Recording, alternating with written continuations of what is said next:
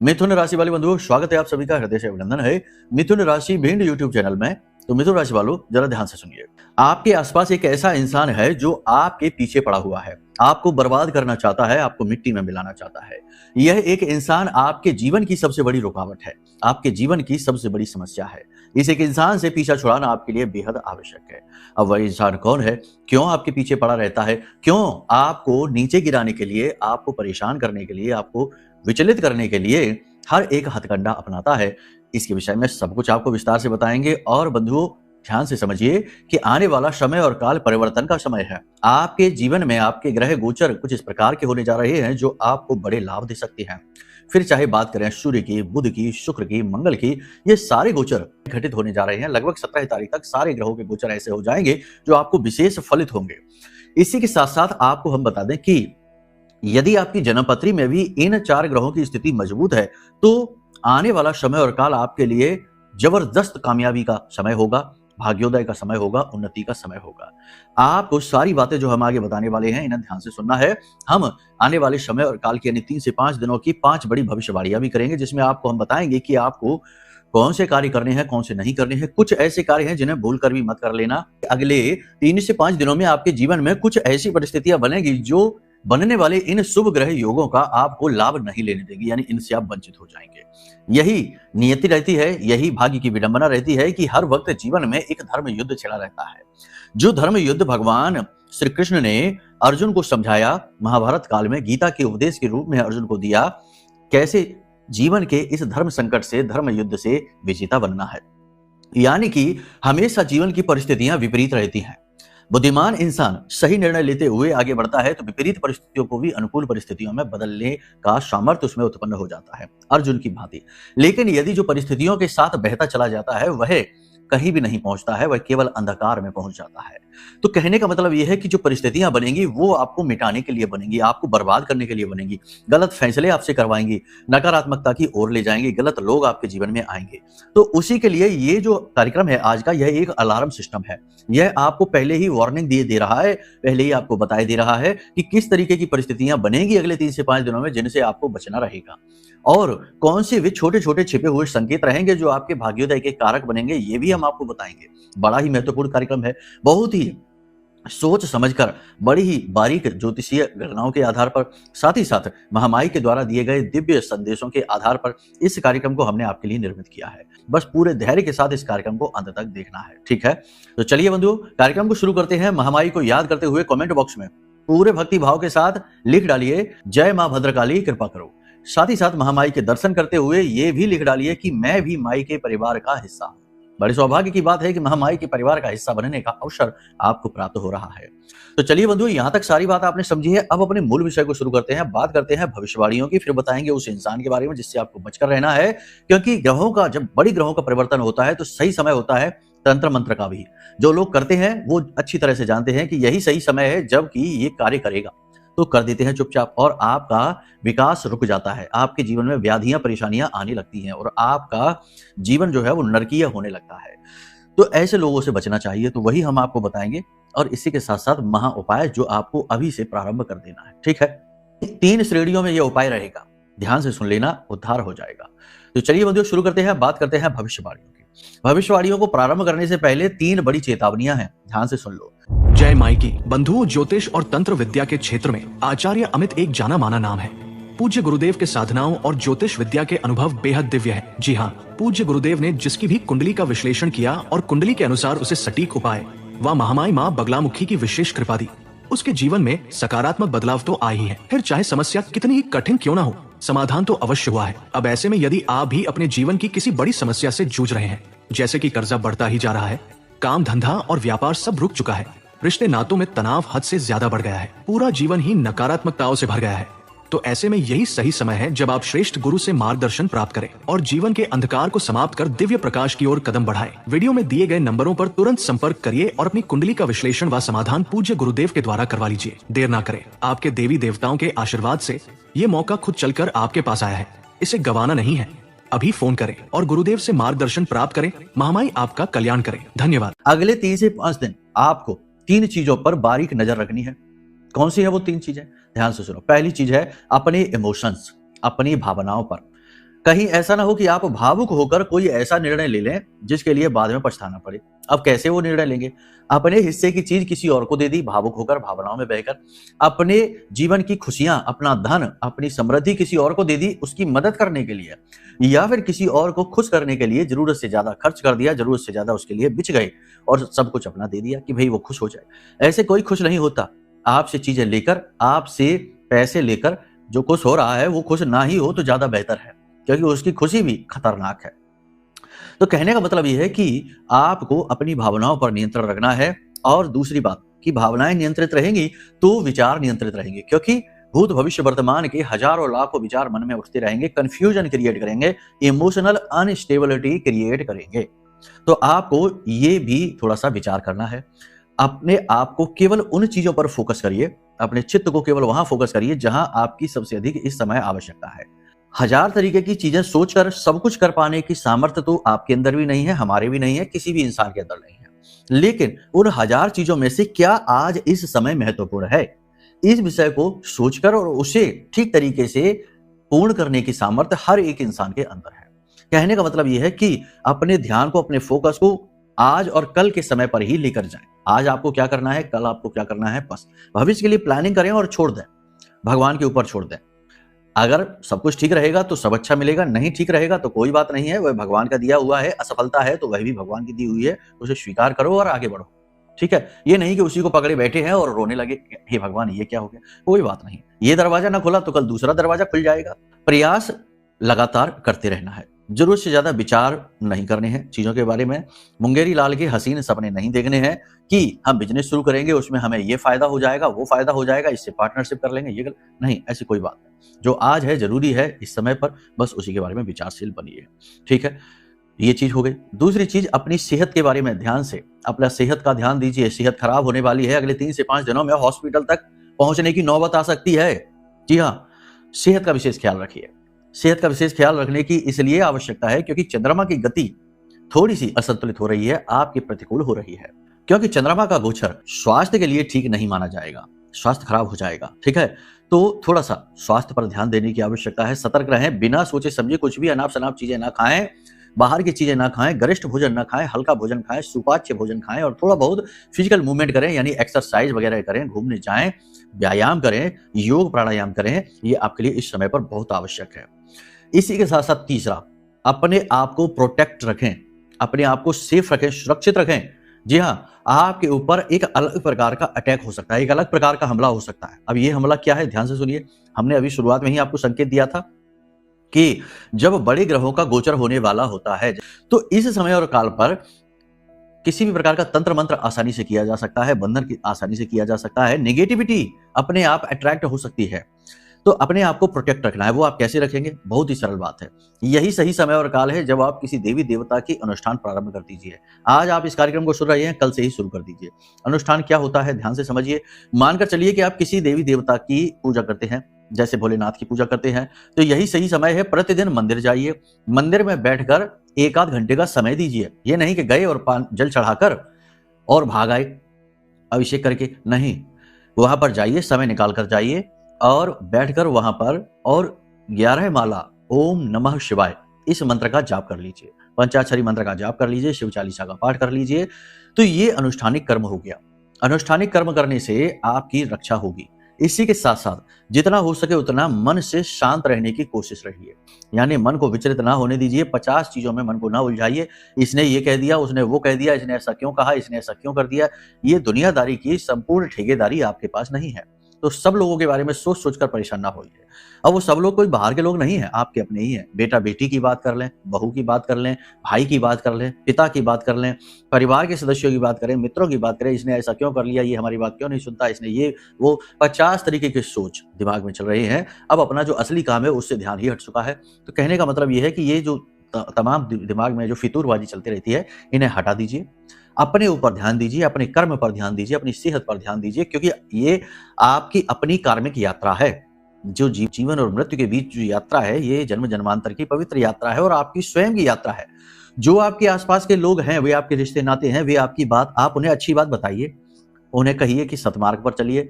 अगर वो सुन लेते हैं तो बहुत अच्छी बात है, और नहीं सुन लेते हैं तो कोई बात नहीं है, उनका कर्म है, उनके सामने आएगा, वो खुद ही भुगतेंगे। आप व्यथित होना, परेशान होना छोड़ दीजिए। ठीक है? कहने का मतलब ये है कि थोड़ा प्रैक्टिकल होकर आपको सोचना होगा। अपने ऑरा को प्रोटेक्ट रखने के लिए बहुत आवश्यक है, क्योंकि मन व्यथित होने से आपका जो ऑरा है, आपकी जो ऊर्जा क्षेत्र है, वो कमजोर पड़ जाता है, सिकुड़ जाता है, तो मन खराब होना शुरू हो जाता है। ठीक है? यहां तक सारी बात आपने समझ ली है। अब ध्यान से सुनिए, 3-4 चीजें हैं। ठीक है? आप अपनी ईमानदारी से, अपनी मेहनत से, अपनी कुशलता से अपने कार्यस्थल पर विशेष स्थान बनाएंगे, और भविष्य में आने वाले समय और काल में जल्दी ही आपको पदोन्नति प्राप्त हो सकती है, स्थान परिवर्तन हो सकता है, उच्च अधिकारियों से समर्थन प्राप्त होगा, और आपकी सैलरी वगैरह भी बढ़ने वाली है। बिजनेस व्यापार में धीमे धीमे गति आनी शुरू हो जाएगी, आपको अच्छा लगना शुरू होने लगेगा। हालांकि जैसा आप सोच रहे हैं वैसा तो कुछ नहीं हो पा रहा है, लेकिन फिर भी जो कुछ भी है वह शांति देने लायक है। तो थोड़ा सा संतोषी प्रवृत्ति के बने, असंतोष प्रवृत्ति में ना लेकर आए, व्याकुलता ना लेकर आए कि ऐसा क्यों नहीं हो रहा, वैसा क्यों नहीं हो रहा। हर एक चीज को नियंत्रित कर पाना कोई जरूरी नहीं है, और आवश्यक भी नहीं है, और कर भी नहीं सकते हैं। हर चीज को नियंत्रित करने के चक्कर में आप स्वयं अपने ऊपर से नियंत्रण खो बैठेंगे, तो ये नहीं। मन की चंचलता पर पूर्ण रूप से नियंत्रण रखें। भूमि, भवन और वाहन आदि से जुड़े हुए कार्य रोक दें। यानी कि कोई एग्रीमेंट करने जा रहे हैं, वाहन खरीदने जा रहे हैं, या फिर मकान खरीदने जा रहे हैं, एडवांस वगैरह देना है वो आप दे सकते हैं, लेकिन उसका अधिग्रहण, यानी कि उसका कहते हैं ना पोजेशन, वो 14 तारीख के बाद ही लेना, उससे पहले नहीं लेना। छोटी छोटी बातों को दिल से लगाना छोड़ देना। छोटी छोटी बातें, छोटी छोटी चीजों को अपने मन से नहीं लगाना है, विस्तार देना है अपनी सोच को। कोई क्या कहता है, किसी की क्या सोच है, कोई आपके बारे में क्या जानता है, इन सब चीजों से आपके ऊपर कोई फर्क नहीं पड़ना चाहिए। चाहे इंसान की अपनी जो सोच है वह कैसी भी बनी रहे, आप अपनी सोच, अपने विचारों को संभाल कर रखिए। लंबी दूरी की यात्राएं, ज्यादा लंबी दूरी की यात्राओं को अवॉइड करिए। छोटी मोटी यात्राएं आएंगी, आने दो, कोई समस्या नहीं। किसी प्रकार की धार्मिक यात्रा भी आप कर सकते हैं। पूजा पाठ अनुष्ठान में आपकी रुचि बढ़ेगी। किसी प्रकार की प्रतिस्पर्धा में इस समय आप ना पड़े। किसी भी प्रकार का कंपटीशन है उसमें आप ना पड़िए। अपने आप की तुलना किसी से भी ना करिए।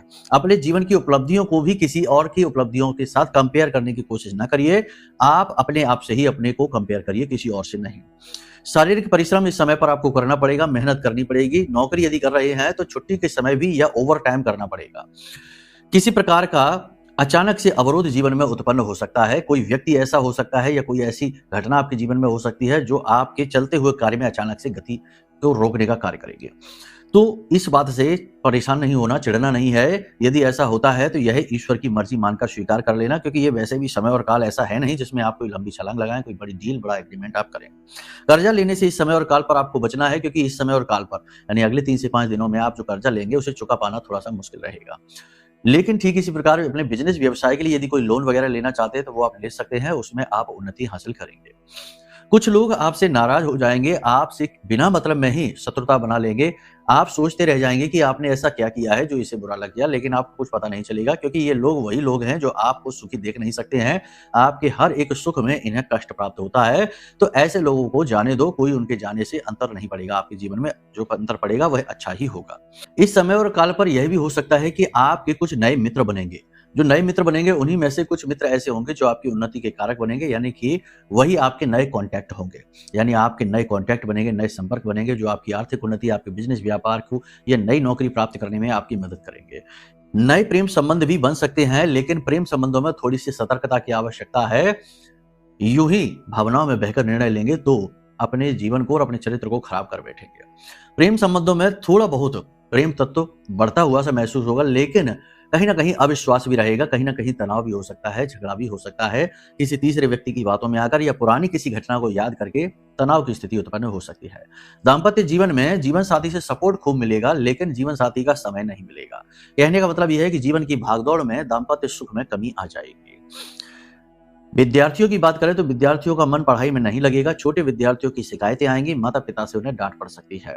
इसी प्रकार बड़े विद्यार्थियों की बात करें तो भविष्य को लेकर चिंतित दिखाई देंगे, मेहनत खूब करेंगे, लेकिन कोई भी रिजल्ट न मिलता दिखाई देने से थोड़े से दुखी रहेंगे। बड़े विद्यार्थियों को पैसा अचानक से लेना पड़ सकता है, कर्जा लेना पड़ सकता है।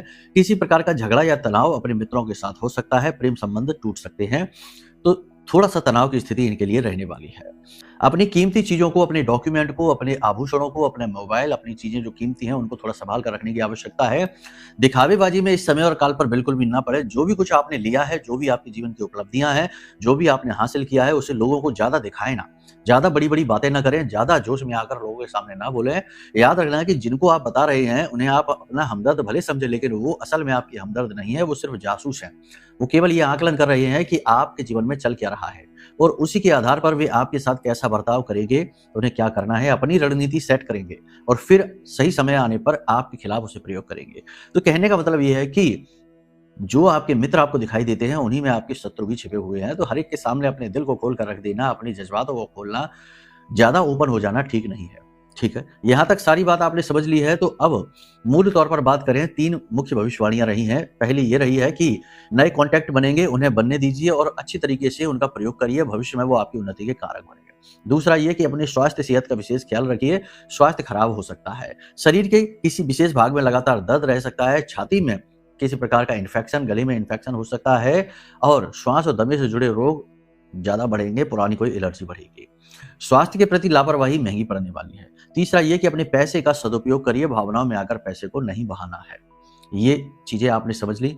जो भी भविष्यवाणियाँ हमने यहाँ पर की हैं, वो आपके गोचर के आधार पर है। लेकिन हो सकता है कि इस समय आपके जीवन में कोई अलग ही टाइप की परेशानी चल रही हो। जैसे कोई रोग है जो पीछा ही नहीं छोड़ रहा है, प्रमोशन हो ही नहीं रहा है, नौकरी में एक तरीके का जड़त्व आ गया है, सब कुछ करने के बाद भी आपको वो स्थान, वो पद प्राप्त नहीं हो पा रहा, वो सम्मान नहीं मिल पा रहा जिसके आप अधिकारी हैं। बिज़नेस में भी यही हालत है कि सब कुछ करने के बाद भी ज़ीरो ग्रोथ है, सब कुछ ज्यों का त्यों है, उल्टा बिज़नेस डूबता ही जा रहा है। या कर्जा बढ़ गया है या घर में बीमारी। कारण कई हो सकते हैं, परेशानियां अलग-अलग प्रकार की हो सकती है, लेकिन उनका स्रोत कहीं न कहीं आपकी जन्म पत्री में छिपा हुआ है। आपका ही पिछले जन्म का कोई कर्म कुंडली में पाप ग्रह योग बनकर बैठा है।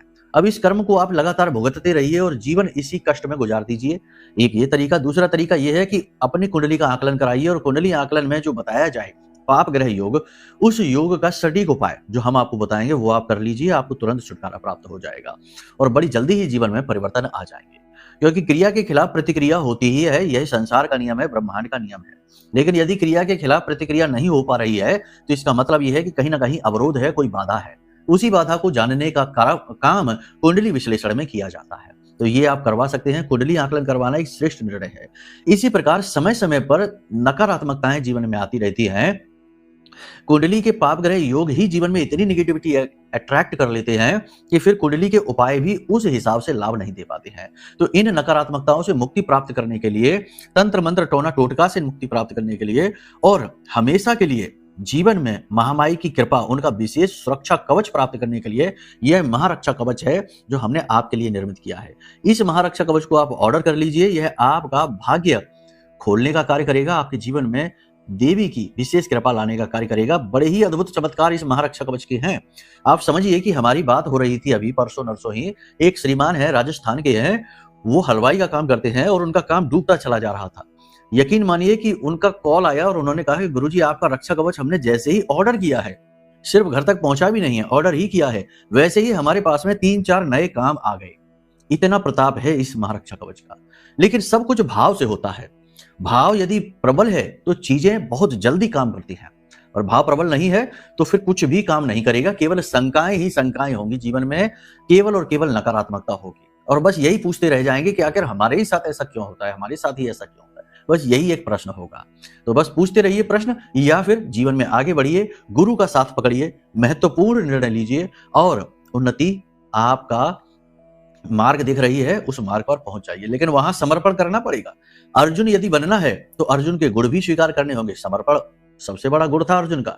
हनुमान जी के पास भी जो बल बुद्धि विद्या आई वह भी सूर्य देवता की कृपा से आई, क्योंकि सूर्य देव उनके गुरु हैं।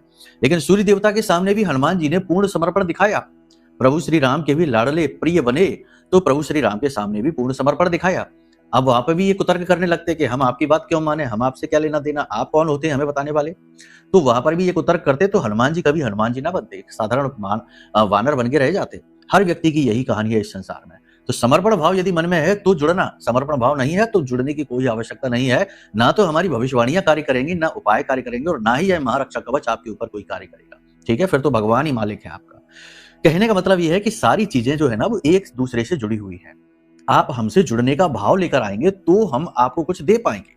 यदि आप अकड़ में ही रहेंगे, अपने आप में ही रहेंगे, अपने आप को कुछ समझते रहेंगे, तो बने रहिए, चाहे जितने बड़े 30 मार का बने रहिए। समय की जो चक्की चलती है ना, उसमें अच्छे अच्छे पिस गए, केवल वही बचे जो भक्त थे, केवल वही बचे जो समर्पित थे। ठीक है, बाकी इतिहास है, उठाकर देख लीजिए, हजारों कहानियां शास्त्रों में लिखी हैं, हजारों कहानियां इतिहास की किताबों में लिखी हैं। खैर, ये सारी चीजें आपने समझ ली। यहाँ पर अब बात करते हैं उपाय की। इस समय और काल पर सर्वश्रेष्ठ उपाय 2 आपको हम दिए देते हैं, कर लीजिए। सबसे बड़ा कार्य है, अपने घर में 3 दिए जलाना शुरू करिए इस समय पर। एक दिया आप शाम के समय, यानी कि गोधूली अवस्था में, जब दिन और रात्रि मिल रहे होते हैं, उस समय पर एक दिया अपने घर की चौखट पर जलाइए। चौखट पे बाईं ओर जलाना है, गाय के घी का दीपक जलाना है। दूसरा दिया आपको घर की पश्चिमी दीवार पर, यानी आपके घर की जो पश्चिमी दिशा है, ठीक पश्चिम में जाकर, चाहे वहां कोना हो, चाहे स्टोर रूम हो, चाहे वहां कुछ भी हो, उस कोने में जाकर आपको एक दिया जलाना है, जिसका मुख पश्चिम दिशा की ओर ही होगा और वो सरसों के तेल से जलेगा। ठीक है, और एक दिया आपको जलाना है घर की दक्षिणी दीवार के पास, यानी दक्षिण दिशा में, और इसका मुख भी दक्षिण दिशा की ओर ही होगा। इस दिए को आप चाहे तो सरसों के तेल से जलाइए, चाहे गाय के घी से जलाइए, कोई फर्क नहीं पड़ता है। ये 3 दिए अपने घर में आज इसी समय से जलाना शुरू कर दीजिए, शाम के समय से। एक और महत्वपूर्ण बात कि अगर हो सके तो दोपहर को ठीक 12 बजे जाकर पीपल के वृक्ष में थोड़ा सा जल काले तिल मिलाकर, गुड़ मिलाकर अर्पित कर दीजिए। काम हो जाएगा आपका। पितृ देवता आपके तृप्त हो जाएंगे, कुल देवी की आपको कृपा प्राप्त हो जाएगी और आपके आराध्य देव तो आपसे प्रसन्न हो ही जाएंगे। और विशेष कार्य हमने आपको बता ही दिया है कि कोई अनुष्ठानिक कर्म प्रारंभ कर दीजिए। हनुमान जी की यदि पूजा करते हैं तो 7 हनुमान चालीसा का संकल्प ले लीजिए अगले 7 दिनों के लिए। ठीक है, दिन का इंतजार न करिए कि अरे मंगलवार को करेंगे, शनिवार को करेंगे, नहीं, दिन का, हर दिन हनुमान जी का दिन है, हर दिन भोले बाबा का दिन है, हर दिन हर देवी देवता का है। ठीक है, तो आज आपने कार्यक्रम देखा, कल से ही इस क्रिया को चालू कर दीजिए, संकल्प लीजिए और काम शुरू कर दीजिए और आपका उद्धार हो जाएगा 101%। ठीक है, बस बाकी आगे का कोई मार्गदर्शन यदि चाहिए तो हम आपके लिए तैयार बैठे हैं। हम तो बैठे ही हैं आपके लिए, महामाई ने नियुक्त किया है यहाँ पर आपकी सेवा के लिए। तो कहने का मतलब यह है कि यदि मन में कोई विचार उत्पन्न हो, कोई अन्य मार्गदर्शन चाहिए, सहायता चाहिए, कुंडली विश्लेषण कराना है, महारक्षा कवच चाहिए या महाअनुष्ठान में भाग लेना है, सब कुछ आप पूछिए। नंबर वीडियो में है, धाम के ही नंबर है। आपका सब मार्गदर्शन हम करेंगे और हमें अच्छा भी लगेगा आपसे जुड़कर। ठीक है, तो चलिए पूरे प्रेम के साथ बोलिए, जय माई की, जय मां बगलामुखी।